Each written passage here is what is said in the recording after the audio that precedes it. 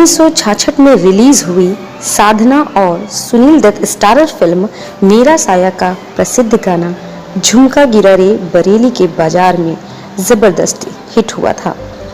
ये राज खोसला द्वारा निर्देशित 1966 की हिंदी फिल्म मेरा साया का एक भारतीय हिंदी गीत है। इसे आशा भोसले ने गाया था। ये गाना साधना शिवदेशानी पर फिल्माया गया था। यह राज मेहंदी अली खान द्वारा लिखा गया गाना था और मदन मोहन द्वारा संगीतबद्ध किया गया था। इस गाने को आशा भोसले ने, हालांकि सभी गाने साधना शिवदानी पर फिल्माए गए थे। इस फिल्म के सभी गाने दो जुड़वा बहनों के बीच बटे हुए हैं। एक भोली भाली गृहिणी थी और दूसरी डकैती गृह की सदस्य थी। लता मंगेशकर ने सभी गाने भोली भाली बहन के लिए गाए थे और आशा भोसले ने तेज तर्रार और दुष्ट किस्म की बहन के ऊपर गाए थे।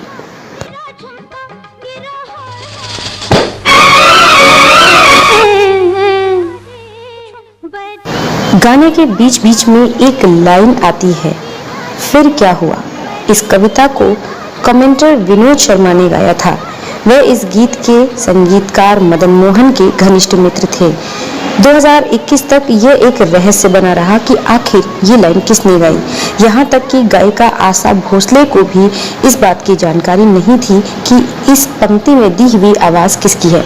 उन्होंने इस बारे में जानकारी लेने के लिए संगीतकार मदन मोहन के बेटे संजीव कोहली को फोन किया। उनसे जानकारी ली, तब उन्हें पता चला कि ये लाइन किसने गाई थी। यूं तो बरेली कभी किसी खूबसूरत या डिजाइनर झुमके के बाजार के लिए मशहूर नहीं रहा है, बल्कि बरेली का मशहूर तो मांझा, पतंग और सुरमा है। लेकिन जिस गाने ने बरेली के झुमके को दुनिया भर में मशहूर कर दिया, उसका कनेक्शन बरेली से नहीं है, बल्कि अमिताभ बच्चन की पर्सनल लाइफ से है। चलिए आपको बताते हैं इस गाने की मेकिंग का दिलचस्प किस्सा।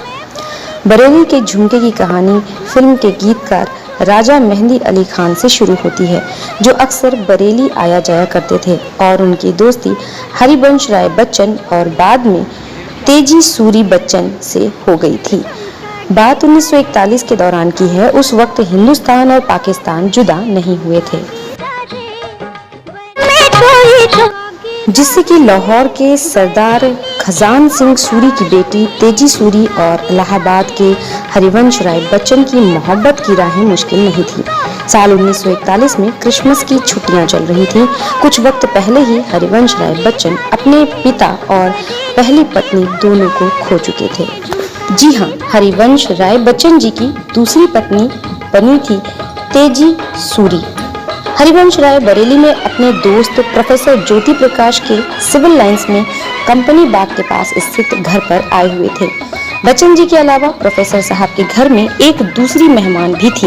ये मेहमान कोई और नहीं बल्कि तेजी सूरी थी। यह 31 दिसंबर 1941 की सुबह थी, जब प्रोफेसर साहब के घर पर चाय पर बच्चन साहब और तेजी जी की मुलाकात हुई थी। 31 दिसंबर की रात को वहां के नामी वकील रामजी शरण सक्सेना के घर पर 31 का एक कार्यक्रम रखा गया था। इसमें तेजी और बच्चन साहब एक दूसरे के करीब बैठे थे। रात को जब सभी लोग समारोह से वापस प्रकाश जी के घर लौटे, तो प्रकाश जी ने बच्चन साहब को नए साल पर एक कविता सुनाने का आग्रह किया। तो जैसे ही बच्चन साहब ने कहा, उस नयन में बह सकी कब इस नयन की अश्रुधारा, तो तेजी जी के आंखों में नमी आ गई। उनकी आंखों से आंसुओं की धारा बहने लगी और बच्चन साहब भी अपने आंसू नहीं रोक पाए। ये देख प्रेमा जौहरी और उनके पति कमरे से बाहर चले गए। बच्चन साहब इस घटना का जिक्र करते हुए लिखते हैं कि हम दोनों एक दूसरे के गले से लिपटकर रोने लगे। 24 घंटे भी नहीं हुए थे कि दो अजनबी जीवन साथी हो चुके थे। नए साल की सुबह में सब कुछ पूरी तरह से बदल चुका था। सुबह प्रकाश जी ने दोनों के गले में फूल मालाएं डलवाकर दोनों की सगाई की घोषणा कर दी। यानी इस तरह तेजी सूरी का झुमका हरिवंश राय के कुर्ते में अटक गया, या यूं समझे कि बरेली के इस बाजार में, इस आलिंगन में वो कहीं खो गए। इस तरह दोनों का प्यार परवान चढ़ा। 4 जनवरी 1941 को इलाहाबाद के जिला मजिस्ट्रेट की अदालत में उन्होंने अपने विवाह का रजिस्ट्रेशन कराया। उस समय के रूढ़िवादी समाज में ये एक विवादास्पद विवाह था। इसके बाद तेजी अपने परिवार का आशीर्वाद लेने के लिए लाहौर चली गईं तो बच्चन साहब इलाहाबाद जाकर शादी की तैयारियों में जुट गए। शादी होने के पूर्व भी कभी सम्मेलनों में, पार्टियों में अक्सर उनकी मुलाकातें होती रहती थीं, जहां उनके मित्रगण शादी के बारे में पूछते रहते थे। ऐसे ही एक कार्यक्रम में राजा मेहंदी अली खां भी पहुंचे थे और तेजी व बच्चन साहब भी उसमें शरीक थे। जब तेजी जी से पूछा गया कि ये सब कब तक चलेगा तो तेजी ने बड़े ही खूबसूरत अंदाज में कहा कि मेरा झुमका तो बरेली के बाज़ार में गिर गया है, अब इसके मायने कुछ भी हो सकते हैं। जैसे दोनों ने सगाई तो कर ही ली थी और अब बस फेरे लगने बाकी थे।